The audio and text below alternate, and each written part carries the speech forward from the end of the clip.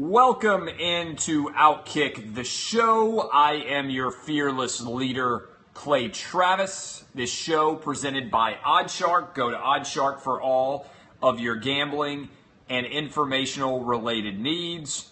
Several things to hit on this show today in advance of my trip down to the only major sporting event going on tonight, which is Anaheim Ducks at the Nashville Predators. The NHL, the only major sports league in action other than Major League Baseball, and nobody pays attention to Major League Baseball in the regular season, at least nobody who has a life.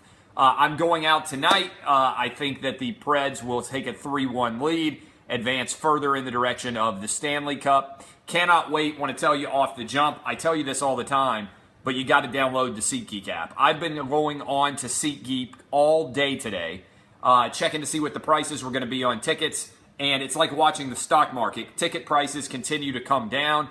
Go download the SeatGeek app, and you can use the Outkick code. Go to the settings tab, click add a promo code, put in the promo code Outkick. You get $20 off. It is a fantastic app. It's easy to download the tickets right to your phone. You don't have to carry any paper at all. You walk right in with the tickets on your phone. It's what I'm going to do tonight.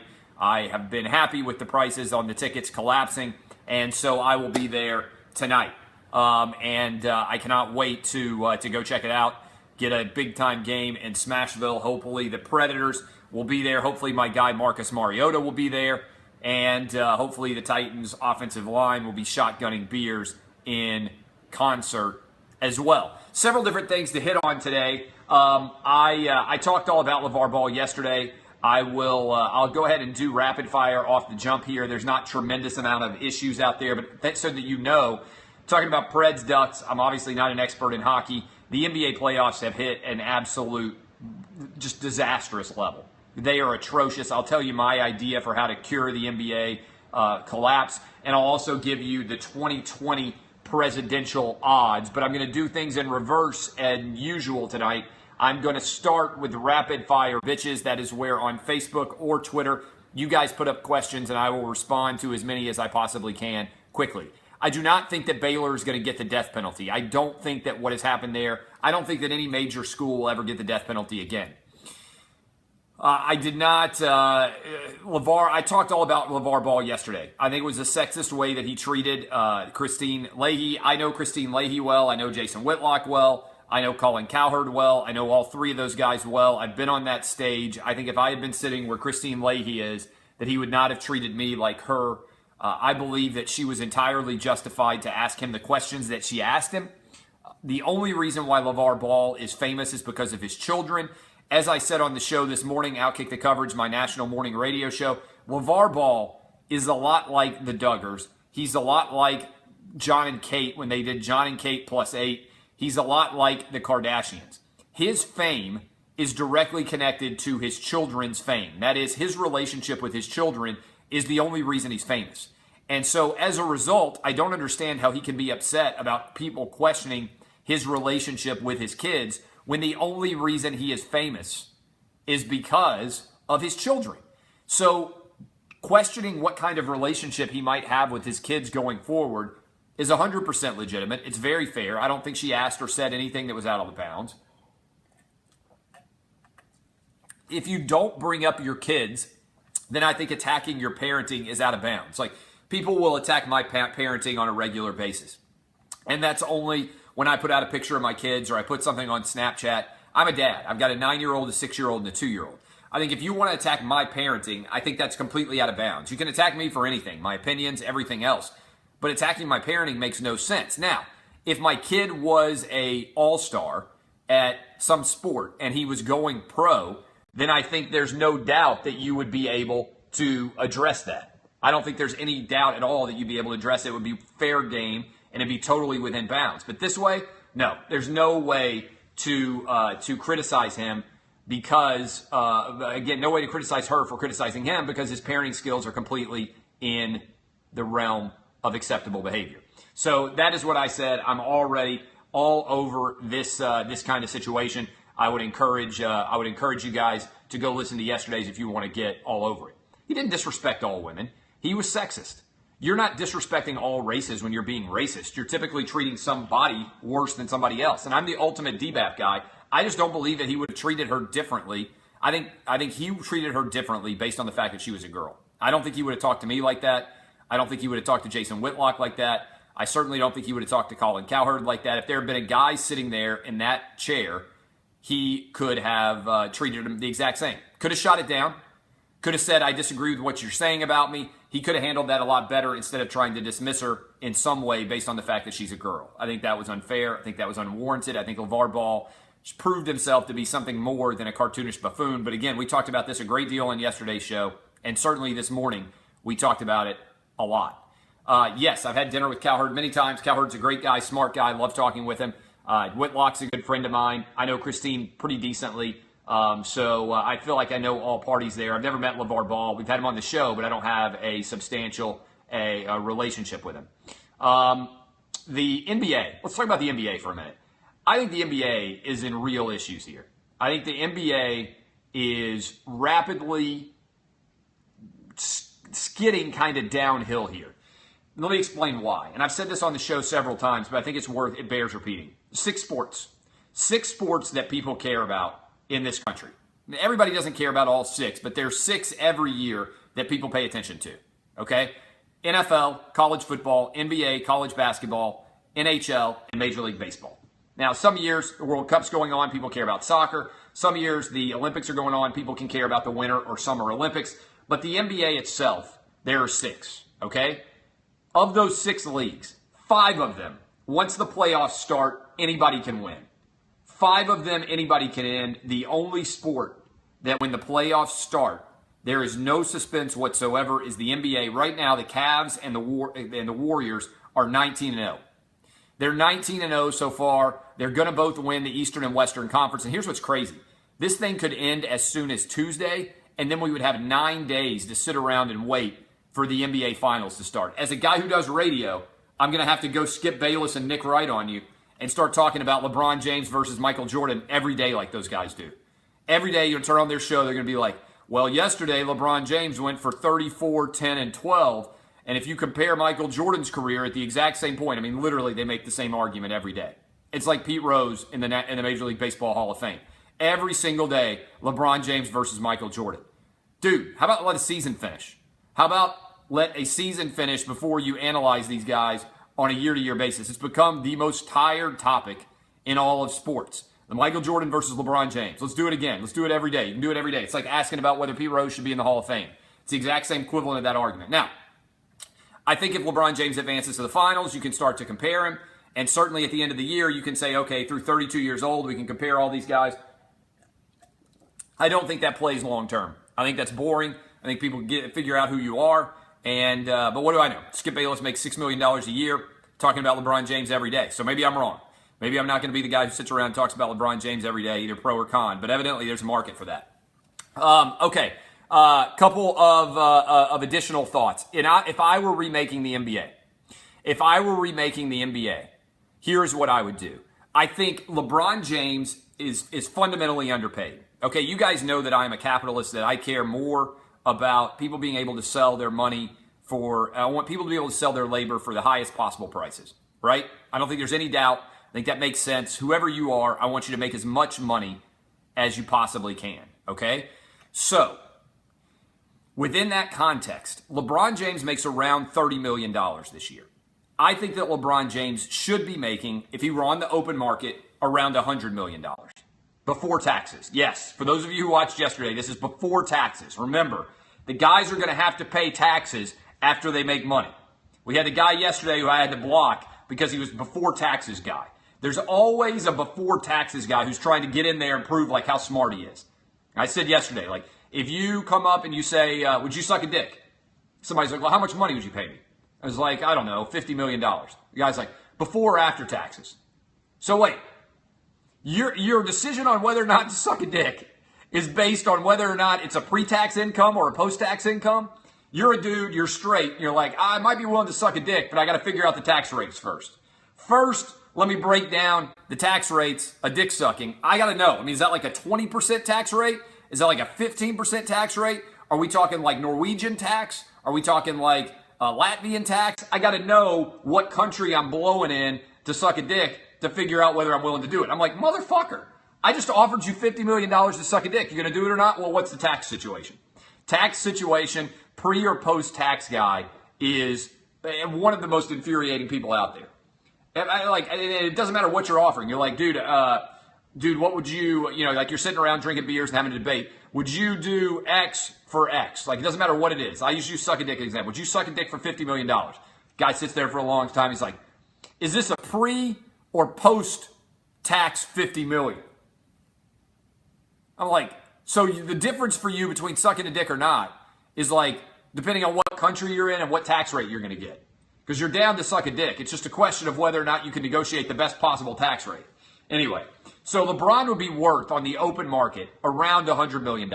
I think that's fair to say, right? I think it's fair to say LeBron would be worth at least $100 million. Effectively, LeBron James is being paid at $30 million a year, 30% of what his overall wealth would be worth, right? And that $70 million that LeBron would otherwise earn is going to all the other players in the NBA as part of the larger salary cap. So effectively, LeBron James's talent is subsidizing other NBA players. The result is that there are a lot of guys who are getting max contracts in the NBA, but there's nobody who's really setting a new market. And so my argument is, and I think it's a good one, my argument is that just like MLS has like 3 different slots on their team that are outside of the existing scope of the salary cap, why can't we do that in the NBA for one player on every team? The result would be there wouldn't be teams like the Cavs with 4 of the 10 best players in the NBA. You would redistribute the talent across all 30 NBA teams in theory, since all 30 of the best players would be able to sign whatever market rate target they could hit. Significantly, every team would only be able to sign 1 player under that rule. The result would be, I think, 1 to 30, the NBA would get a lot better. I don't understand how there are NBA fans, to be honest. I understand you might root for your local team, but if you know you have no chance to win a championship, why do you care? Right?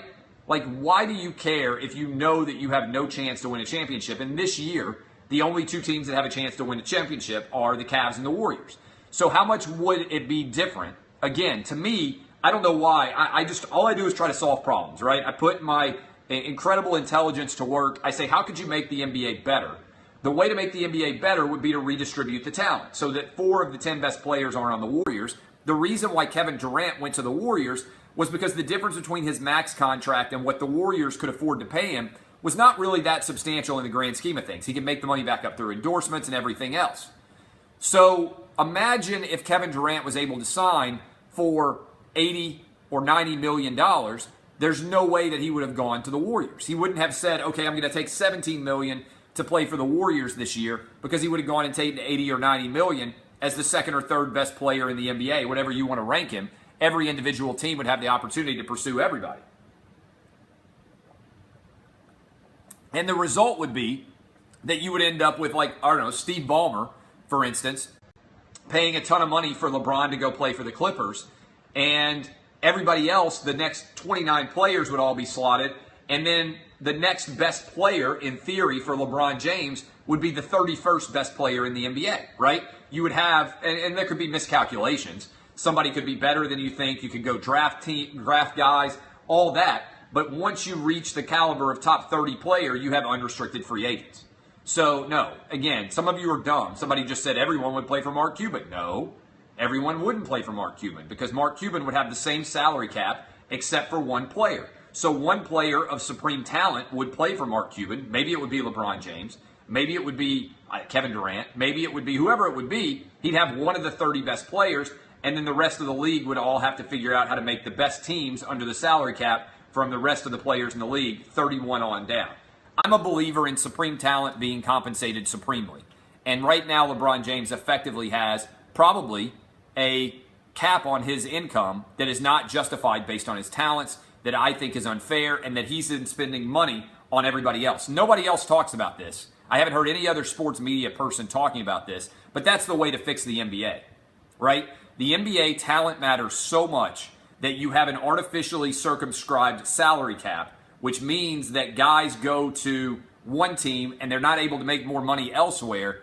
And I understand you're trying to incentivize guys who end up being able to draft and keep them and get their best draft picks. The Warriors should be rewarded because they drafted Klay Thompson, Steph Curry, and Draymond Green, and then they've just persuaded Kevin Durant to sign. I understand that's tough if you lose players, but that would be the way to end up with parity in the NBA, such that making the playoffs mattered, and then that once you made the playoffs, anything could happen in it. I'm the only person I've ever heard make this argument, but as a capitalist who believes that you should be compensated your fair value on the marketplace, to me, that's the one that would make the most sense and allow the NBA to be the best that it could possibly be.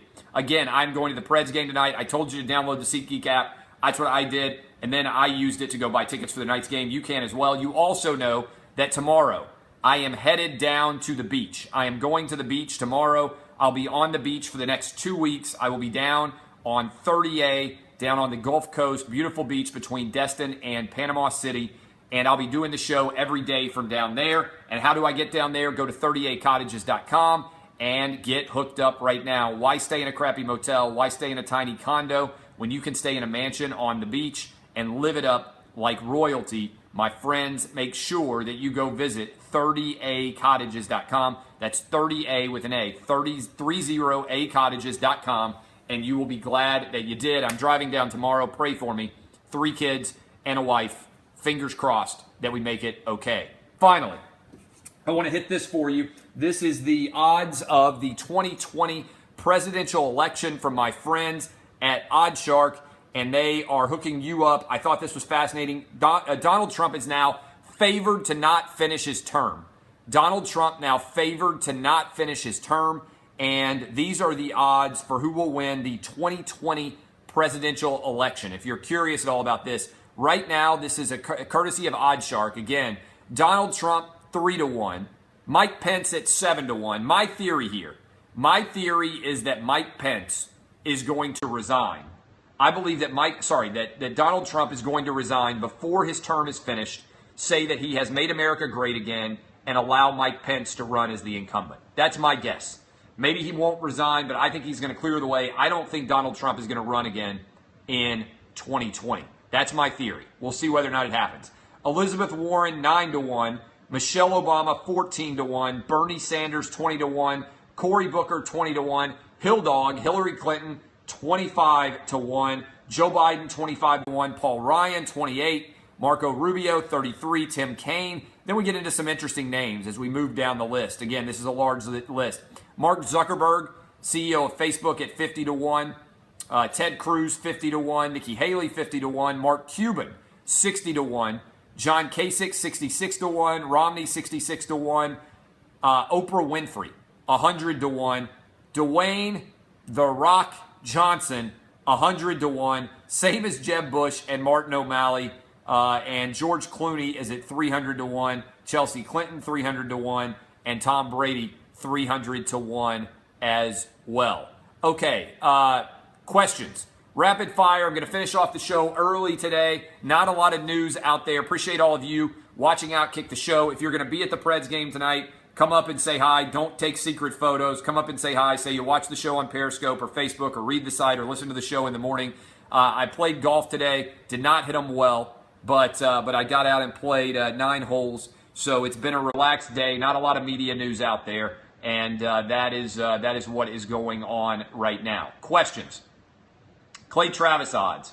Clay Travis odds. I got to make a lot more money to run for president in 2020. I appreciate the demands that I run for president, but I'm not rich. Who wants to underwrite a fearless guy to run for president? Tell him he can email me at claytravis@gmail.com, and I'll be happy to run for president. But I don't have the money myself, so I don't know how I'm going to be able to do that. Concussion from Giselle. I don't know. I thought it was strange that Giselle said that.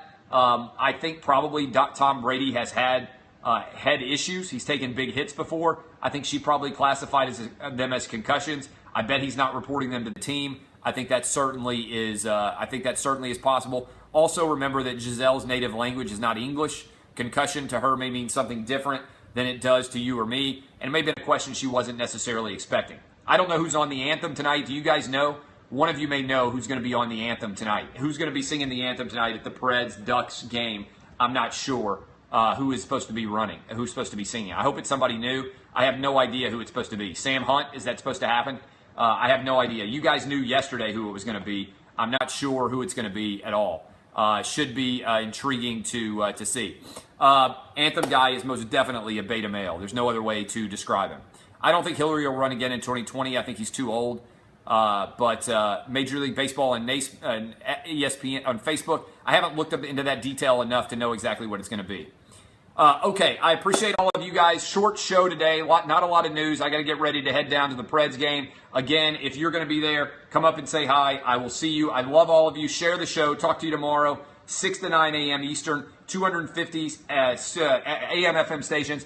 At Sirius XM Channel 83. I am Clay Travis. This has been Outkick the Show, presented by OddsShark. Go download the SeatGeek app and get a great deal on your tickets. I will see you. Love you. Bye-bye.